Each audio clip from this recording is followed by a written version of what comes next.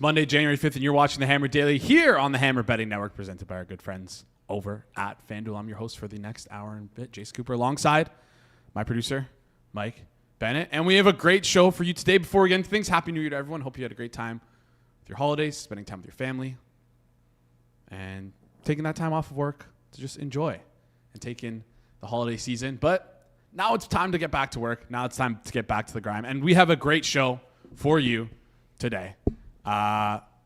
Leading off the Monday, first Monday of the year, as he always does on this show, Corbie.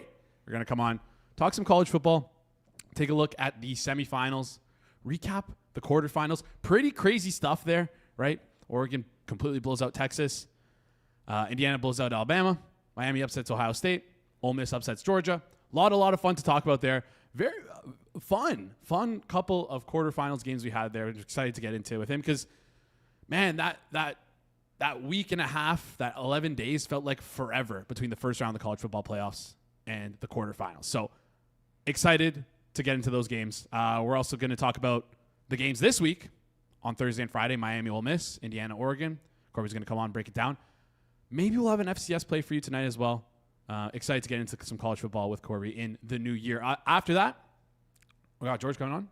We're going to talk some Black Monday, some coach firings, NFL injuries, all that sort of stuff. Then finally, Dom will come in, close up the show, give you a little bit of a midpoint update on the NHL season, kind of who he likes in the East, who he likes in the West. But then we're going to discuss some Olympic rosters because there were some crazy snubs. Yep. For those who care about the Olympics and the NHL. No Adam Fox. It's like that's wild. Absolutely insane. But I just want to backtrack. Coach firings. Because I woke up this morning and I was expecting to see a tweet. And the tweet I saw was not what I expected. It said Zach Taylor remains as head coach of the Cincinnati Bengals. And oh my God, does this guy fucking suck. I hate Zach Taylor. For those of you who don't know, I survived 18 weeks in Survivor through the Thanksgiving week as well in Bet Online. Final week of the season, don't I take the Bengals? And don't I watch them piss down their leg and lose against the lowly, terrible Cleveland Browns? What the fuck is Zach Taylor doing? How does he still have a job? Their offense has so much invested in them. They have one of the highest paid quarterbacks in the NFL. They have the highest paid wide receiver in the NFL. They have the highest paid second wide receiver in the NFL. You have an incredible offense, great quarterback, great receivers. You have a Ferrari, and you're driving it like it's a fucking K car. 4th and 1 on your opponent's 44, and you choose not to go for it. That's one of the many things that went wrong for me in Survivor. Oh, am I ever pissed about that.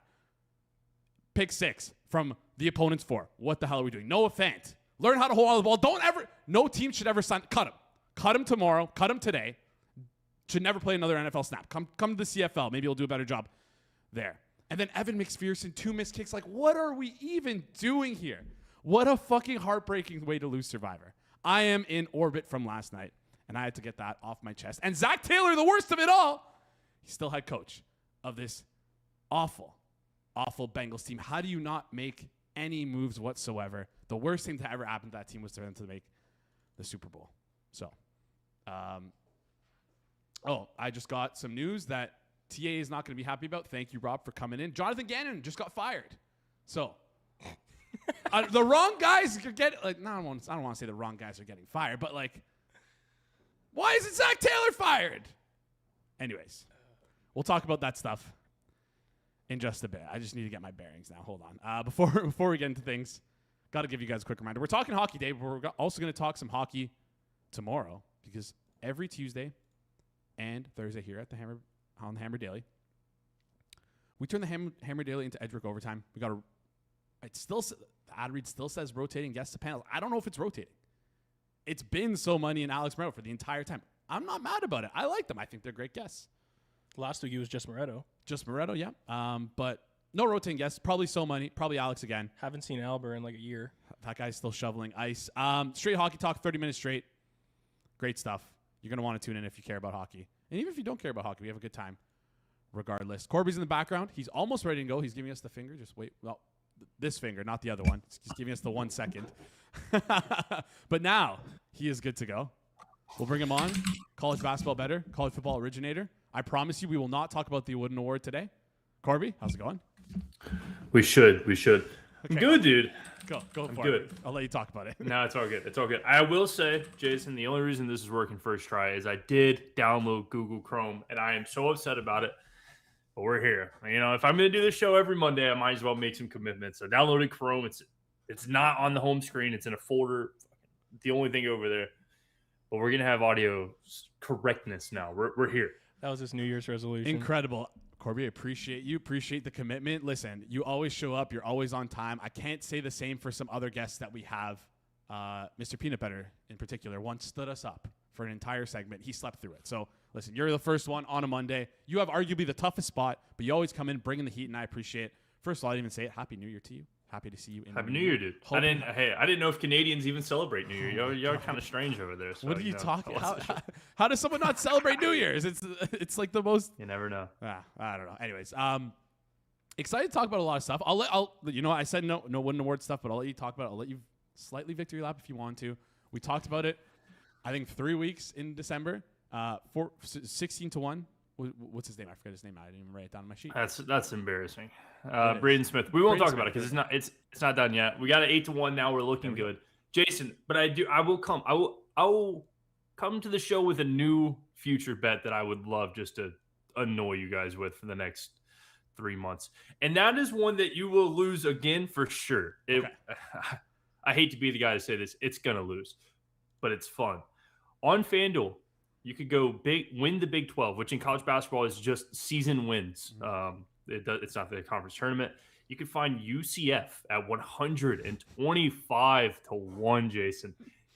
They just beat Kansas. What are we talking about? Yeah, I'm sold. Johnny Dawkins is a great coach. He's been able to do this. I'll give you a little context. The non-basketball knower, Jason, over there with the mustache looking good. Okay, imagine the transfer portal, right? They got 5 guys from 5 different spots, never met each other. 11-0 start. What are we talking about? This is incredible. They beat Kansas. So if you're, as the team becomes friends, or remember, they've never met each other. As they become friends, they start meshing. They get the system. They're only going to become better. I think Johnny Dawkins has done a really good job at being able to get the portal, find pieces that actually make sense. Basketball, unlike football, isn't like a pure talent wins. Like you have to play a scheme. And so I think that the ability to make 5 kids start off as hard as they have, I don't even know their current record, but 1-0 in conference, and they get a pretty easy conference schedule. So 125-1 seems crazy. I have them winning 11 games, which would lose you the bet, but it would be a fun watch to come in 3rd place. All right, UCF 125-1, and hey, sometimes some of these books, if you get a better number, they sometimes will offer you a cash out, and maybe that's what we'll get here is just a good cash out price on a 125-1. Super annoying that I'm going to have to tail that and cheer for that for the rest of the year, even though you're coming on here and telling me it's going to lose. But, it's fun, dude. Sometimes the best bets are the ones that lose, and they're just so much fun, I have so much fun watching Diego Pavia lose the Heisman. It's my favorite thing to do. All right. I think my favorite bets are the ones that win and the ones that win me the most money, but we agreed to disagree on that one. Let's flip over and talk some college football here.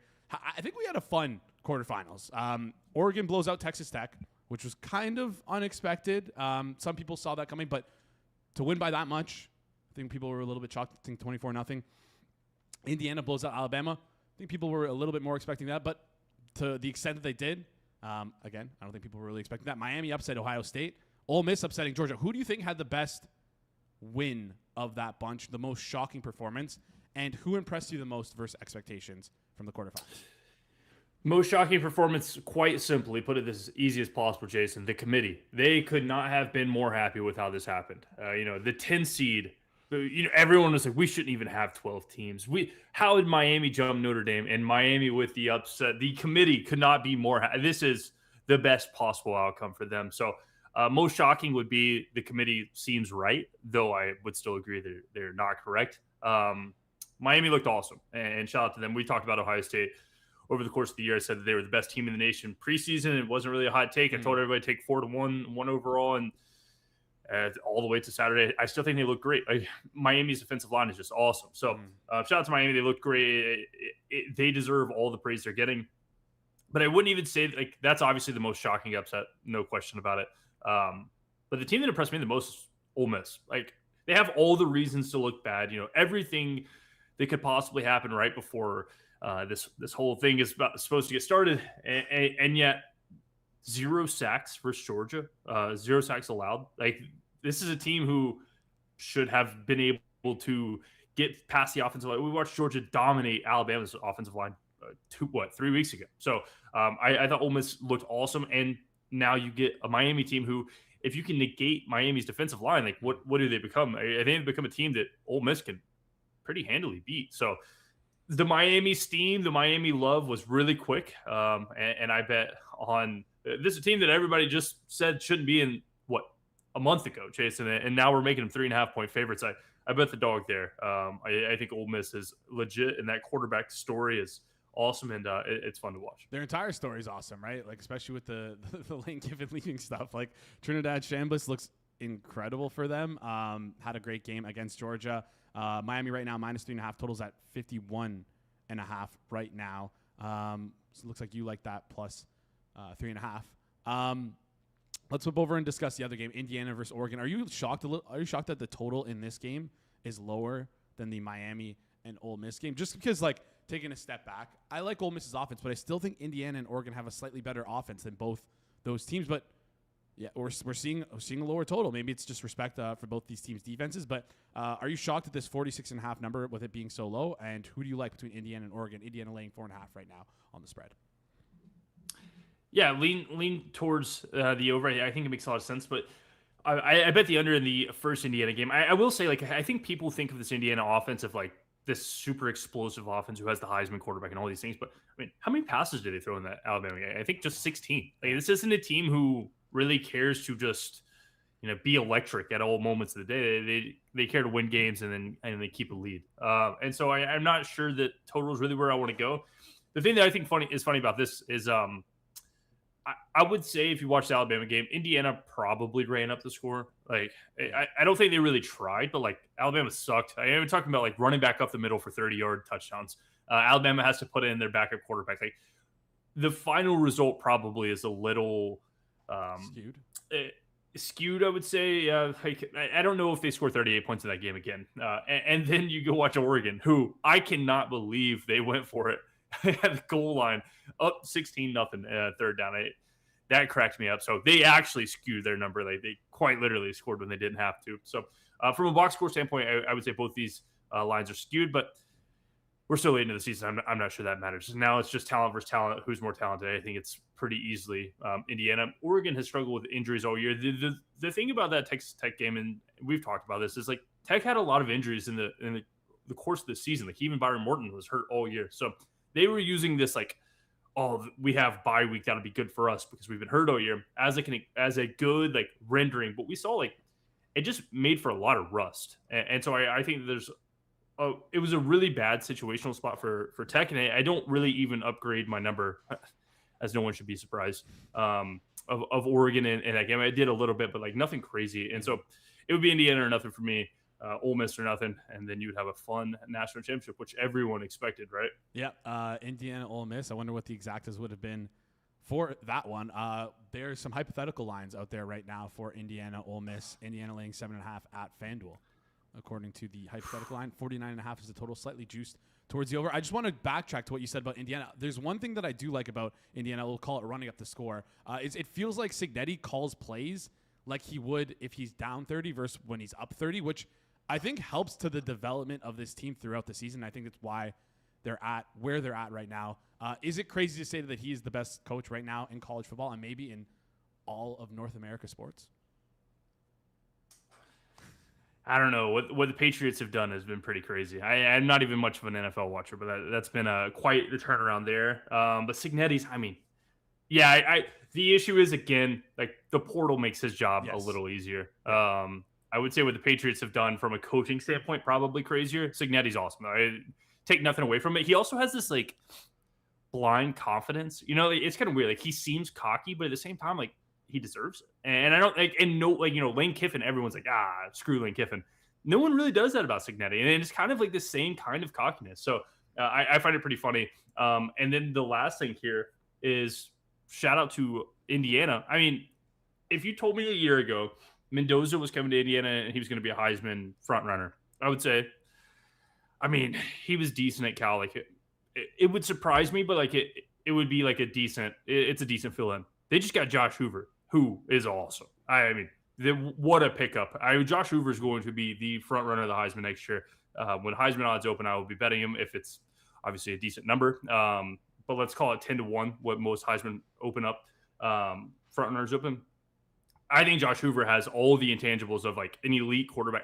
I bet on him to win the Heisman at TCU at 50-1, knowing I was going to lose. That's my favorite bets, Jason. And now you put him on an Indiana team with this offense, this scheme. It's going to be awesome. So Indiana next year, I mean, they're not stopping. Next year's team's going to be really good. Yeah, no, that's going to be sweet. Any other shocks or transfers that you were excited about here from the transfer portal? I don't know how early you start looking at this stuff. I don't know if it's take a little bit of time off after the season, or if you just start running stuff the day that the transfer portal opens. Any other shocking transfers that you saw that you like? Not really. I haven't. I would say I haven't dug too deep into it. Okay. The Hoover one was interesting because I really like Josh Hoover. I saw something like 3,500 kids in the portal the first 2 days, which is crazy. So as you could assume, mid-college basketball season, I have not dug through all 3,500. I'm more focused on watching Braden Smith highlights, Jason. I'm getting after it. But at some point I will. There's a lot of good quarterbacks. I think that the real thing I'm going to circle is like how much money kids are making, because I just think this is unattainable. Like you can't continue this upward trend. Like at some point we're going to have to see it max out, and I'm curious to see where that is. I imagine it's in the next 2 years because the money amounts that we've been hearing lately are just absurd. Yeah. Also, I wonder how much oil potentially tanking might have a lot to do with that. I saw someone in the Texas Tech subreddit, or maybe it was Texas Tech subreddits or whatever message boards, talking about how they how the price of oil tanking might affect their NIL money situation, which is, this is why I talk about college football as one of the best sports to talk about, to cover, to follow, just because of the crazy stuff that happens around the world and how it might affect college football. One more. If it affects Texas Tech, that is master level big brain thought process of like, I mean, I don't know how you could use it because you can't bet like on the national champion. No transfer portal. But it is actually really interesting because it's going to have a direct impact to Texas Tech for sure. Yeah, crazy stuff there. Any FCS stuff for us tonight? Illinois is playing Montana State. Don't know if you look at too deep in that stuff. I believe Montana State 10.5-point favorites. I think Powers talked about liking them earlier on last year. I think it was around early December. I believe he has some futures on Montana State to win the FCS. Anything you like in that game, or is this something you just completely avoid? Yeah, I'd be lying if I tried to come here and tell you I have anything on that. So I won't even do yourself the harm. No, nothing here. I know Montana State's a historically good program. Mm-hmm. I remember watching. They played. It was actually one of the more fun games I've watched. Was it's disgustingly, but it was New Mexico, Montana State, I believe, last year. Everyone was like, New Mexico was like a 7.5, 8.5 point dog, and I was like, dude, this is just ridiculous. New Mexico, the team who had been like openly throwing games the year prior, like, I would assume our priors are wrong, and they're not just 2 touchdowns worse than Montana State. And that game ended with I believe a go-ahead touchdown with like 30 seconds left. So really fun game. Montana State has a really good program, but in this specific case, I have no clue. All right, well, then you'll probably want to tune into Hit the Books tonight, 5 p.m. Eastern time, where I'm sure Powers and Kanish will talk about that. Kanish will be laid out on his couch, having a good time. Producer's going to have to square him up, figure out how to put him in somewhere here. Yeah, that's me. Quickly, though, Big 12 conference winner, UCF. If you like them at 125, you can get them at 150 to 1 at FanDuel. Just move the other way. So nice. That's always confident. Before you head out, college basketball, anything you like in terms of the games today? Do you have anything for us? What's the price on Nebraska Ohio State total? Nebraska Ohio State total is 156.5. Yeah, I'd bet the over there. Jason, you're gonna hate this. If you watch any basketball, do not watch this game. Nebraska, 2 big men, 7 foot. You look at them, you go, get your tail in the paint. They do not. They will not. They won't get rebounds. They're not going to do anything. What they do is shoot the 3 ball. Mast shot 13 threes in his last game as a center. Drives me nuts. But what does that do? That gives a whole bunch of open lanes for Bryce Thornton to get to the basket, make the right plays. Just from a scheme standpoint, like not having a big in the paint makes it pretty easy to get a easy layup. So the over 156.5 here. All right, I'm going to let you go, Corbie. But before I do, I was asking myself this question this weekend, so I'm going to ask it to you as well. I was out in the mall doing a little bit of shopping. Boxing Day sales still going on. Boy. And I heard some Christmas music going on. It was January 4th, Christmas music. How long are you allowed to keep up Christmas decorations and listen to Christmas music after Christmas? Yeah, Jason, you asked this. You asked this to the right guy. You see this thing. I have 4 Christmas trees in my house, and I told the fiance, I was like, we can take down the living room one, and that's it. This one's staying up until I can't give you a date. You'll see on Hit the Book, or not Hit the Books. You'll see on the Hammer Daily with Jason Cooper. Now Christmas music is a great question because all Christmas music sucks except one, and you can listen to this one year round. Jingle Bell Rock, Jason, let me tell you, if you play Jingle Bell Rock in July, I'd vibe out to it. It's a good song. So it depends on the song, but I would call it January 10th is my cutoff date. All right, January 10th is the cutoff date. You've heard it here first. It's official. You have 5 more days to listen to Christmas music. Corbie, appreciate you joining the show. Happy New Year to you. We'll see you on next week. All right, boys. It was fun. Awesome stuff there from Corbie. Always bringing the heat, always bringing the energy, and always bringing us a couple bets there. Nebraska, Ohio State over 156.5 over on FanDuel. And what else? UCF 150-1 to win the Big 12. Ole Miss plus 3.5. And if we get some better numbers on Indiana, maybe he'd also like some Indiana as well. Speaking of FanDuel, I don't know if you guys know this, but it's wildcard weekend this weekend. And football fans, we've waited all season for this. It's time to flip the switch into playoff mode on FanDuel, America's #1 sportsbook. Throughout the NFL playoffs, FanDuel is going to be hooking everyone up with big boosts and more rewards. And right now, all FanDuel customers can get in on the action with a wild card reward for the NFL wild card round. Just pick your card, and you can win up to 100% profit boost token. This is just one of the many reasons why FanDuel is the best way to game day.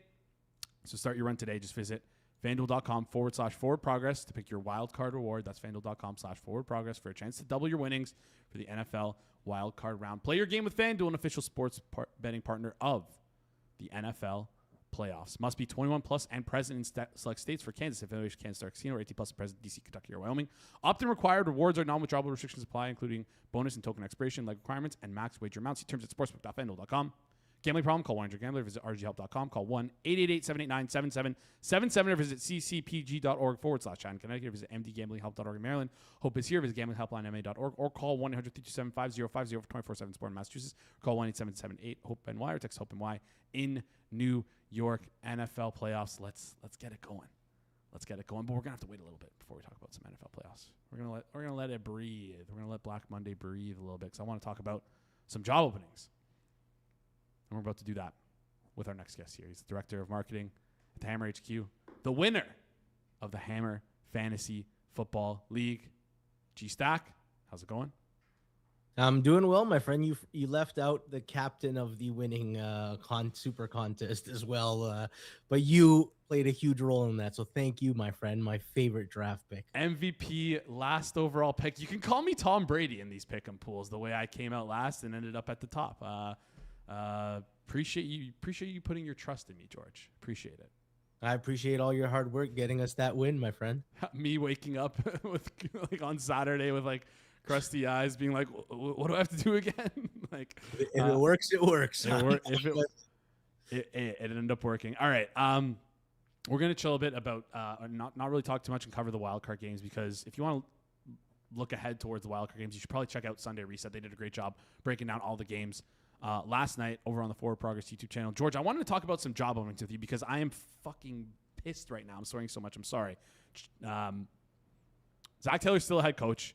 How? Why? What are the Bengals doing? Do we need to get Donald Trump to go invade Cincinnati and capture Zach Taylor so we can finally get a new head coach here? Like, what is going on with this Cincinnati like stuff? It's just embarrassing at this point.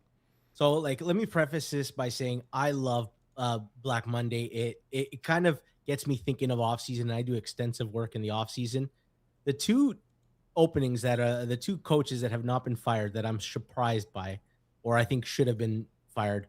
One of them was Aaron Glenn in New York, but absolutely Zach Taylor.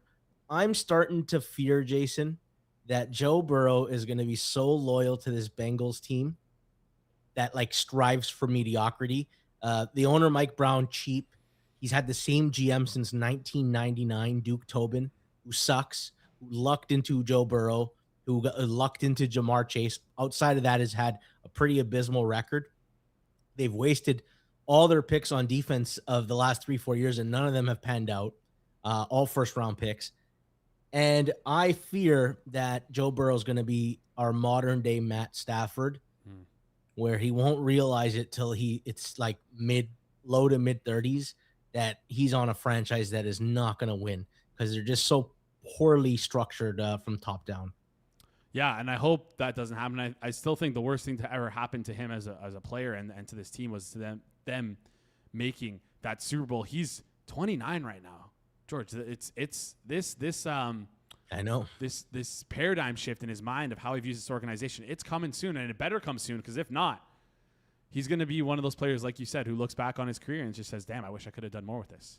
And frankly, they're not close, right? This is not a one-off season fix. That defense is atrocious. There's a lot to fix. So I am upset that Zach Taylor's retained. I think Cincinnati had a real chance to make a forward looking higher. Like, I would have fired him last year. I know Ben Johnson got intrigued by going to Chicago, but you're telling me you couldn't entice a Ben Johnson with a Joe Burrow, or like even a Liam Cohen with a Joe Burrow, Jamar Chase, T. Higgins, Chase Brown roster. I think the Bengals blew it.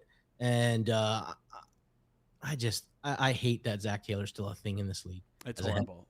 It truly is horrible, George. But let's not talk about the guys who didn't get fired.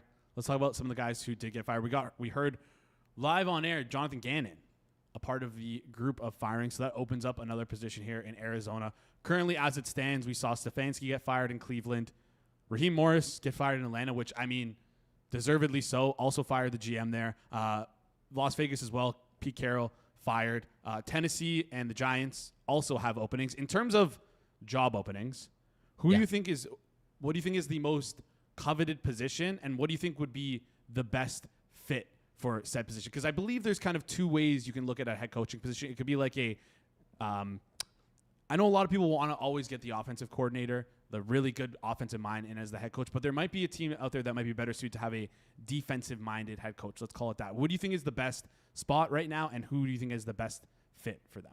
So I ranked them in order from 1 to 6 of like where would I think is the most promising. Like, if I was a head coach, which of the 6 would I want most? And to me, the Giants is the most intriguing position, mainly because they have Jackson Dart, who looks good. They have good weapons in like Malik Neighbors, Wan'Dale Robinson, Theo Johnson, Tyrone Tracy, Cam Scatabo. They also have like the hardest position to figure out defensively is good pass rushers. So they got the good core stuff. 5th overall pick, 7 projected draft selections, 19th most cap space. What they need to fix, the O-line, which I would, with the 5th overall pick, I would absolutely draft another tackle to play opposite of Andrew Thomas. They tried with Evan Neal. He was a bust, but they absolutely need to fix the O-line. They have an ugly back 7, like linebackers, safety, corners. The only thing I think is a drawback is maybe they're tied to a GM that isn't safe in Shane. And unless Shane gets an extension, I would be a little bit worried because, if the GM gets fired after a year, yeah, you can tell the new GM he's got to inherit the coach, but that's not always the case. So that being said, I think the Giants is absolutely my favorite position to look. I think they should go for an offensive-minded guy. Stefanski would be my top priority. I think Clint Kubiak's also interesting. It's not a great offensive talented hiring cycle, which is difficult when all the top names are defensive-minded guys, but that would be the angle I'd be calling. Obviously, I think they're waiting for John Harbaugh if he is fired, but Stefanski would be my top choice, and I think Clint Kubiak would be my backup option. Yeah. If Stefanski can go to the Giants and bring Schwartz with him, I think that is instantly we reshape our mindset behind how we think about this New York Giants team, because Schwartz with that D-line. Is that ever good? Is that ever good? A couple questions in the chat about this, so we'll skip ahead and kind of focus on this. A lot has been coming out about the Baltimore Ravens in terms of the issues behind the locker room, which we don't really see. I remember there was a Reddit post in like early December where we had a girlfriend of one of the Ravens players talk about the dysfunction in the within the organization. And it was confirmed by people who's like confirmed by the mods basically on Reddit that this girl did in fact have this insider knowledge. Harbaugh seems very interesting because he's a good. I still think he's a good head coach. He does all the right things in terms of off the field stuff, but I don't think he has that like he's not really a good play caller. Doesn't really add that much to the. Hi Jeff. Doesn't really add that much to the. He's a CEO. They're CEO, CEO exactly. coaches. So do you think he gets fired or do you think he sticks around? I think I would give him listen. I think there's some smoke there. Okay. I would try to get these guys in a room and figure out what you want to do. But I like him. I thought the Monken hiring was good. I know that the Ravens offense sputtered this week, but like Lamar's coming off like 3 straight MVP level performances, so I don't think Monken's bad. I also thought he made a great hire in Mike McDonald. He identified talent. I think he's good enough that if they say, you know what, our defensive coordinator has to go, I would give him another crack at trying to fill in because there are some defensive-minded coaches that might be available. I'd keep John Harbaugh. Like if John Harbaugh got fired, I would want to fire Mike McDaniel in a second to hire this guy. I still think he's a top 10 coach. That being said, they've disappointed. They've underachieved every single year now for 5-6 years. So at least the conversation has to happen. Mm-hmm, of course. It has to happen there. I wonder if I doubt it'll get to the situation of pick one or the other. But I mean, if you're the Ravens and you have to pick between one of Harbaugh or Lamar, I don't think it gets there. But who would you would dig your heels in on Harbaugh? It's tough. I think you always side with the quarterback. Mm-hmm. I sometimes worry about Lamar's age and when the athleticism dips. How many years does he have left at elite level play? The thing is, I think he's got at least 3. Mm-hmm. I think you always side with the quarterback. Sad to say, you can find a coach that wants to coach Lamar in Baltimore. So pretty easily, yeah. Let's move over and talk. I have the other openings ranked too. Sorry. I didn't mean to cut you off there. Go through the other openings as well. Okay, my second favorite opening is the Tennessee Titans. Let's start the good. I think they have a quarterback that is intriguing enough to try to build around in Cam Ward. They also have a great D-line. Most importantly, they have $113 million in cap space, the most cap space in the league. They have a lot of holes though. Like they need to fix the defense throughout. They need another outside weapon, probably 2. They need to bolster the O-line. But 4th overall pick, they have 8 picks in this draft and the most cap space. Honestly, I want to tie myself to a quarterback like Cam Ward. And frankly, I think it's a division where like Indy's a little bit of a mess, lacking first-round picks. Jacksonville is obviously one of the teams that you have to contend with. But between Jacksonville and Houston, there's no true elite team. So I think the Titans might be 1 or 2 off seasons away from being competitive in that division. And if Cam is special, which I think there's a shot that he is, it's a very intriguing opening. Yeah, it's all about extracting enough juice out of that, out of Cam Ward. Seems like offensive-minded head coach would be a perfect fit for them. Yeah.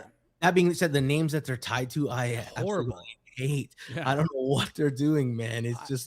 It's terrible. They're like Matt Nagy and Lou Anarumo. Who are these guys? Why is that your list, man? Yeah. I wonder if there's going to be like a sneaky college head coach that just no one's kind of thinking of that might make their way towards the NFL, or like a great offensive mind in college that might make his way towards the NFL to kind of help out and fill what feels like a lack of talent in terms of the head coaching candidates for this cycle. Especially, maybe it's just because we were kind of spoiled last year with the head coaching candidates. Last 2 years, we just like nailed all the hiring. So, I mean, like the coach of the year candidates this year, Ben Johnson hired this year, Liam Cohen hired this year, Mike Vrabel hired this year, Mike McDonald hired 2 years ago. It's been a really good run. Even Kellen Moore, like I wasn't I wasn't the happiest about that hiring, but like I will easily eat crow on that. I think they deserve credit. It was good hiring for them. Between you talked about Giants and Tennessee, Atlanta, Las Vegas, and Cleveland are the 3 remaining teams. How do you rank those 3? So and Arizona. So my third most intriguing opening is Atlanta. I know they have no first round pick. I know they lack cap space, but they feel like they're a quarterback another wide receiver, and maybe a cornerback away. Very soft division that you can win in. They just have to figure out the Kirk Cousins problem. And I don't think you return with Penix as your only quarterback. But Atlanta, to me, is a very talented roster. That was one of the, I thought they had some of the toughest luck in the first half of the season, and they finished very hot in the second half of the season. Atlanta's a pretty good roster, and I think they're not that far away from being competitive.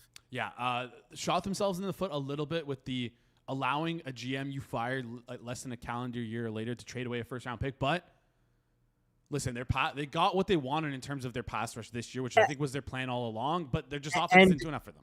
That first round pick's now middle, it's like the 15th overall pick. Yeah. They got James Pierce. I like that. I would rather have James Pierce than the 15th overall pick. He's a great pass rusher. Mm-hmm. You took a stab.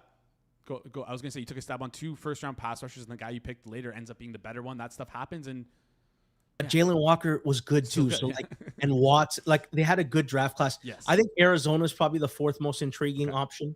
3rd overall pick, 7 picks in the draft, 14th most cap space. They have young building blocks. So McBride, Michael Wilson, and Harrison. That's pretty good. They also got a lot of young, promising defenders like Walter Nolan, looked like a beast at defensive tackle. They also had guys like Will Johnson, Max Melton, Denzel Burke were forced to play a lot because of the injuries. And it's such a great, learning lesson for corners. The downsides, they need a QB. Kyler is gone. I don't think they get anything for him. It's probably just a cut. Very tough division. It's the hardest division in football. Bad O-line outside of Paris Johnson. Need pass rushers out. They need one more pass rusher outside of Josh Sweat and Zaven Collins. And they need linebackers, and probably their safeties are long in the tooth now. That Arizona's still the 4th most intriguing option to me.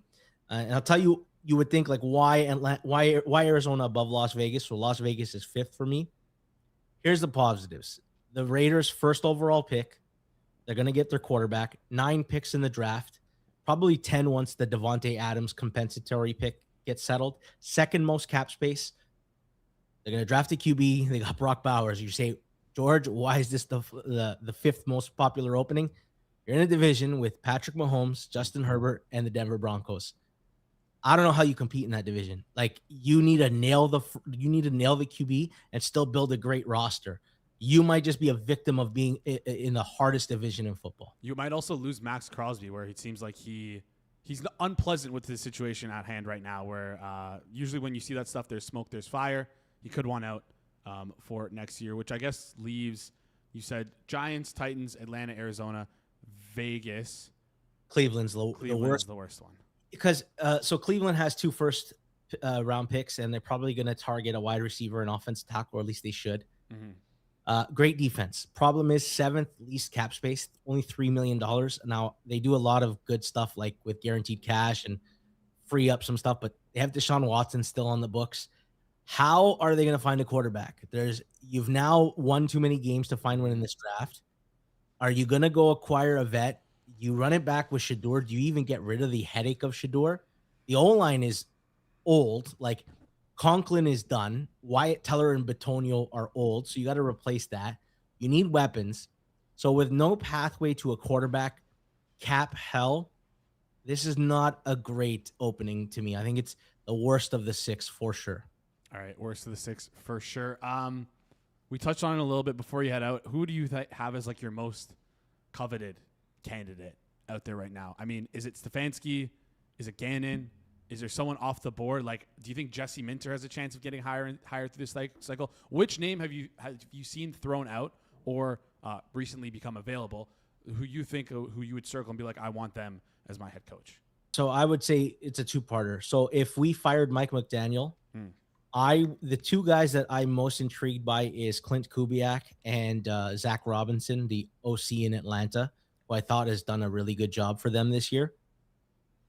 That being said, I think the Raiders, the rumor that came out yesterday that Tom Brady wants Brian Flores as the head coach and Brian Daboll as his OC, kind of rebuilding his New England ties, that to me is the home run hire. If you can pair Flores with Brian Daboll, I think that's the best offseason move anyone can make, barring John Harbaugh becoming available. Of course. The only thing I worry about with Brian Flores is you can talk about his stint in Miami. I think sometimes when you have these really good coordinators, I think they sometimes become a little bit overwhelmed with like how much more of a responsibility you have to take on as a head coach, and some guys just might not be the thing personality for it. But yeah, his record was good. Yeah, he's fair. probably the best defensive mind in football, or one of them. Yeah.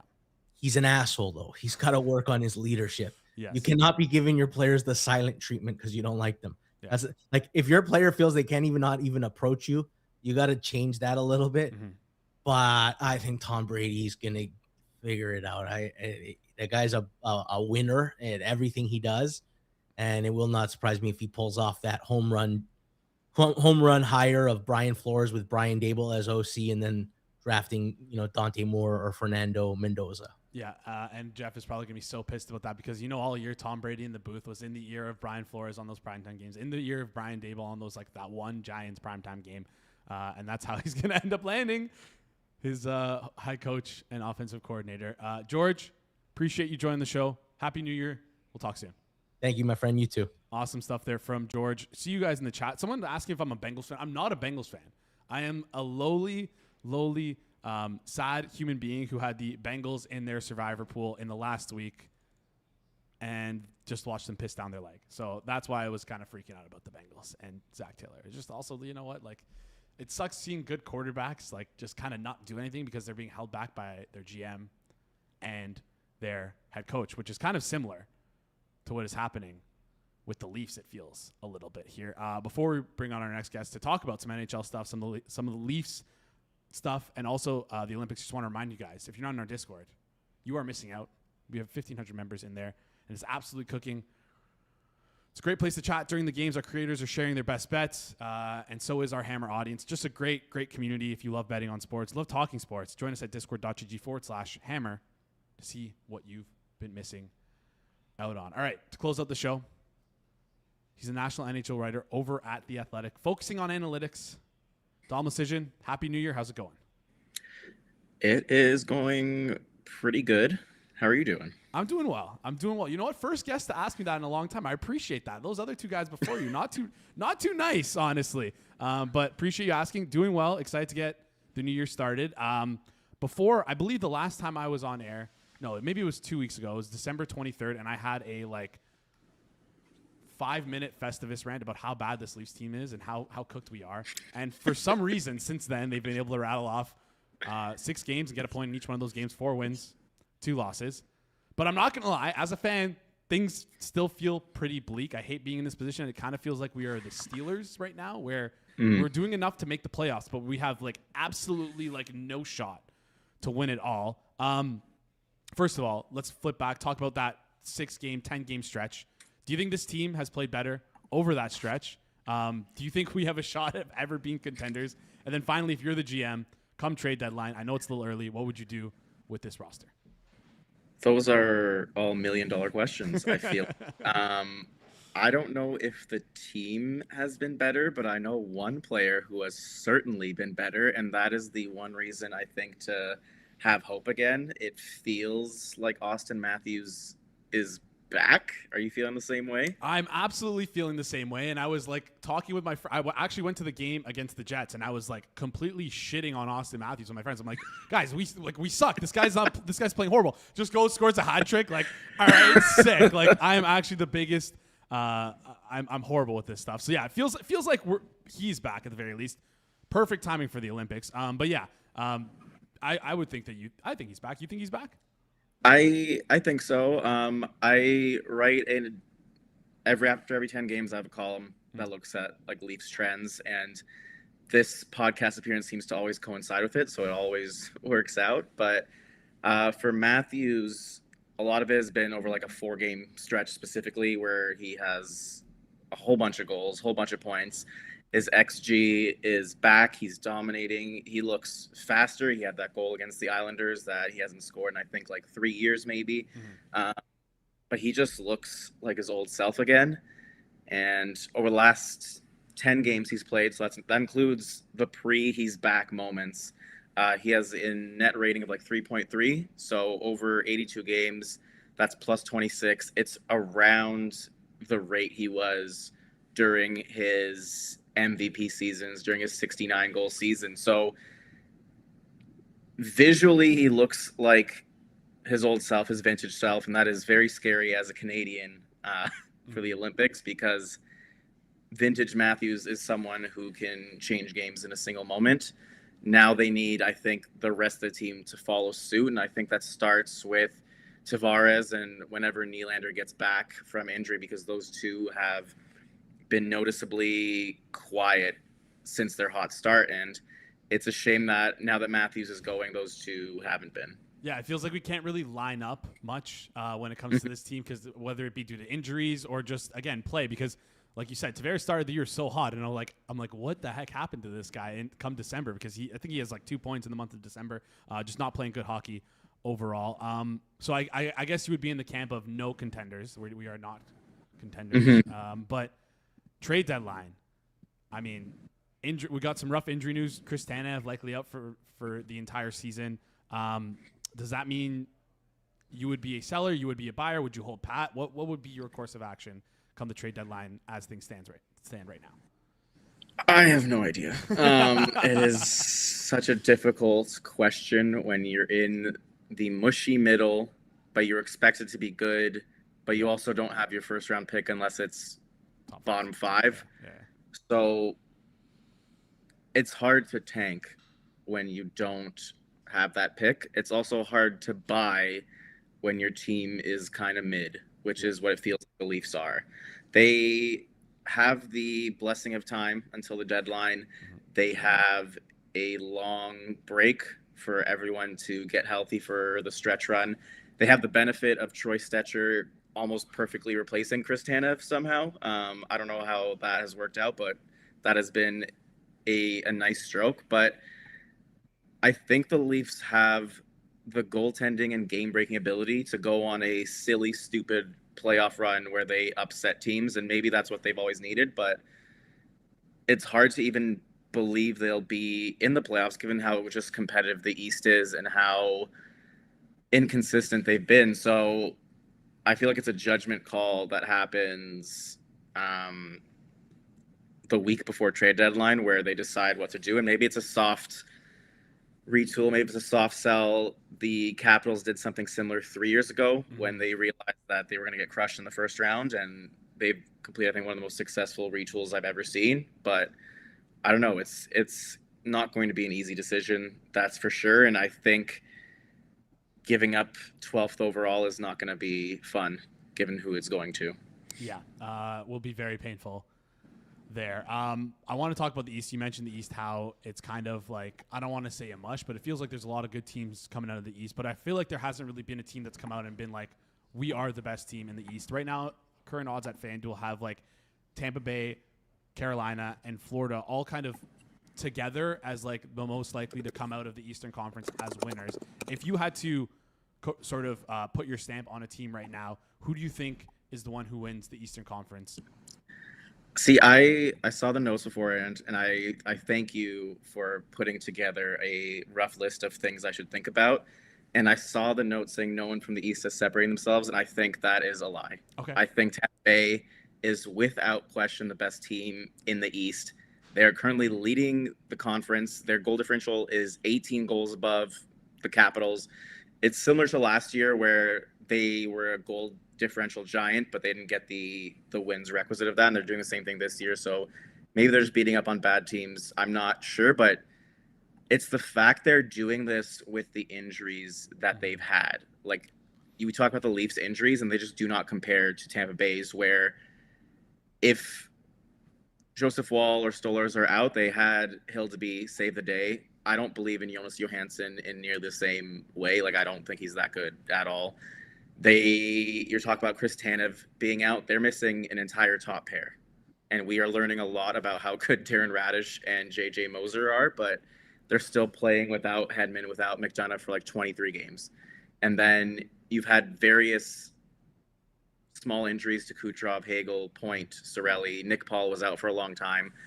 Like, they have been beat up, beat down, and they have found a way because they have random guys contributing. They have Leafs legend Pontus Holmberg, who has been everything the Leafs have hoped Scott Lawn would be and more.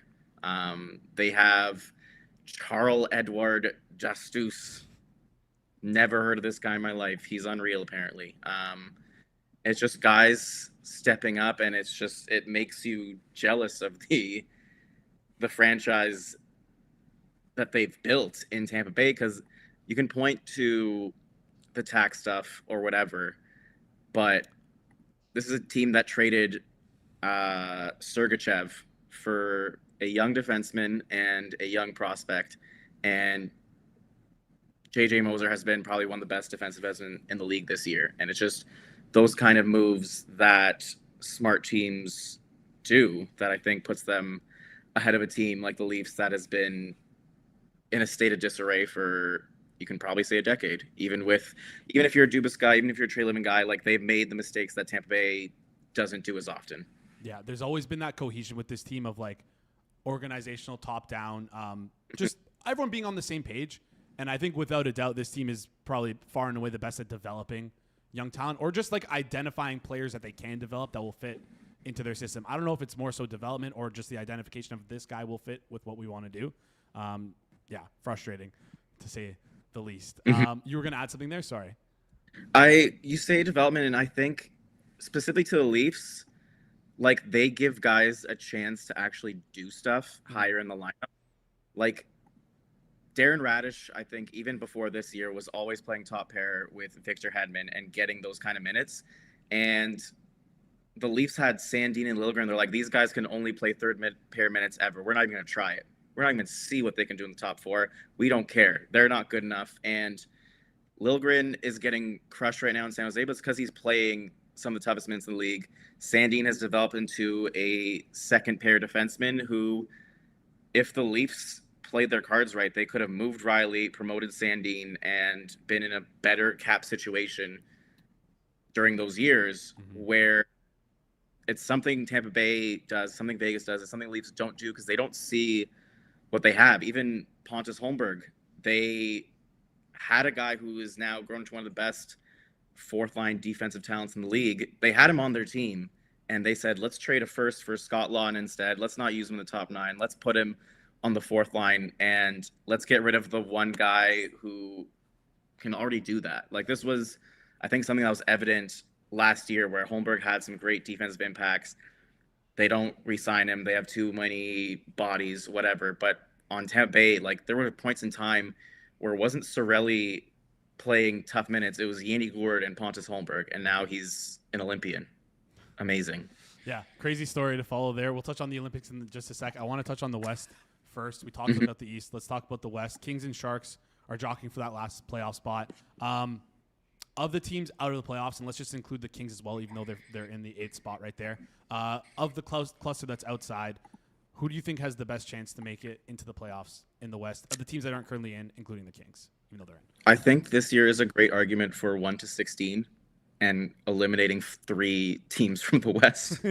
Like, it's disgusting what is happening there. Like, Vegas is leading the division with 700 overtime losses. They wouldn't be in a playoff spot in the East, but there they are leading the Pacific. It's abhorrent. I don't want to give credit to any of these teams. I'm going to say Winnipeg because I'm a stupid idiot, and I think they have Hellebuck, and they have Scheifele, and they have Connor, and they have Morrissey. They have a good top 4, and it might be okay in the second half, but they look terrible. And Hellebuck hasn't been the same, and I get it, but I can see that team getting the 85 points necessary to get to 8th place in the West. Yeah, maybe they go on a little bit of a run there with the last half of the season still left. Maybe. To go. Maybe. Listen, of the teams that are available there, the not too many teams inspire confidence. Canucks, Blackhawks, without Bedard, the Mammoth, don't really like Predators, don't really like any of the teams in that much. Go ahead. Predators have been kind of nice lately, though. But yeah, I still look at their roster and I'm like, I don't know. Yeah, Luke Evangelista, I guess, is nasty, but it's the Predators. Yeah, I don't think they can do it for another 40. Keep it together like that for 40 games. I want to talk Olympics. Couple snubs we saw. I'm going to start with the least interesting team, I would say. It's Team Canada. Because I feel like they got a lot of things right, which is, as a Canadian, feels really good. The only thing I would argue is maybe Bedard probably should have made the roster. I think it's more so, though, to do with him being hurt. I know they came out and said it wasn't because of his injury, but I'm just thinking they said that to protect the current players on the roster, maybe not make them feel, I don't know, I guess as bad. But what I want to talk about isn't whether Bedard should be on the team or not. I want to talk about Jeff Blassill's comments where he talked about defensive metrics and how he views them. Basically, to contextualize things and shorten it up a bit, he talked about Bedard's defensive metrics, saying that he believes Bedard is a better defensive player than the metrics currently give him. He says, quote, "I've read some of these things about defensive metrics and things like that. I would tell you I've studied those things a ton. I've never seen a defensive metric that I trust to tell me whether or not a guy's a good defensive player. I don't think they judge what they're supposed to judge just yet." What do you make of those comments? I think they're fairly accurate. I think a lot of the defensive metrics in the NHL and the public sphere, you're making a lot of assumptions and you're making it based on inferences of what happens on and off the ice, and you're doing all these regressions and whatever. And I think they can get you there. But if someone has like individual defensive skill and is maybe playing in a context that's difficult to do anything with it, like Bedard maybe has better defensive handling than he did last year, it just won't show up as easily playing for the Blackhawks. Or I look at someone like Nico Hischier, who has those defensive abilities, has the ability to check and all of that, and it's just not showing up this year. And he's having a down year by standards, but I don't think it's there from an individual perspective. I do a lot of stuff to figure out like context. I control for quality competition, quality of teammates. I control for the fact that offensive players who are at the top lineup play a faster game. So someone like McDavid, who you wouldn't normally see as great defensively, because he's playing other teams' best offensive players, there's a certain pace of play that I don't think people account for enough. And I think we saw that in the Four Nations at tournament as well, where the game was just so much faster, where you'll see, if you look at some defensive metrics, you'll see a bunch of like fourth liners, third liners show up near the top. And it's just not something I agree with, because when those players play each other, it's just a very slow game where there's not much to actually defend. But with Bedard specifically, I have him much improved this year compared to last year and compared to his rookie year. But he's still, I think, even when I account for everything, he's still below average. Maybe he has grown to average. I don't know what Blažil is seeing in his own internal stuff or whatever. And I think he's worked hard to get better, but it's still like he'd still be the worst defensive player on Team Canada if he made it. I think his defense wasn't disqualifying. It's a lot better. It's a lot improved, but it is a consideration for sure. Yeah, I also think it wasn't his defense that was the issue. Again, I really think it comes down to, if he didn't get hurt, I think he would be on the team, truly. And I know they came out and they said that wasn't true, but I don't believe them. I don't believe them one bit. I believe them. I believe this is Team Canada. This is what they do.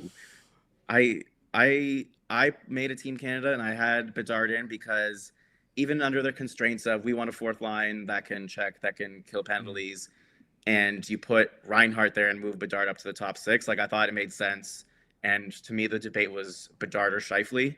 And I would Cirelli at home if you have Suzuki and Horvat. They didn't do that. They brought all three for whatever reason. They need the safety blanket. And I think that decision is what keeps Bedard and Scheifele out, when I felt like they only needed two. And I think you probably agree with that. But they would, because Cirelli is John Cooper's guy. Yeah. And I always knew they were going to take John Cooper. And honestly, I hate to appeal to authority, but I'll default to John Cooper because he's better. He's better than me at being a hockey mind. So that's kind of where I lie with it. But yeah, it's exciting that there's not too many snubs that we can consider and be like, we're like, hey, I actually like who we picked for this team, because if we look at Sweden, we look at USA, God, they do a terrible job. Sweden in particular, really, really weird defenseman choices, because they said they wanted to have like a certain style. They have OEL, they have Anderson, they have Erik Karlsson, who to me all sort of play the same style, but you left off Simon Edvinsson and Hampus Lindholm.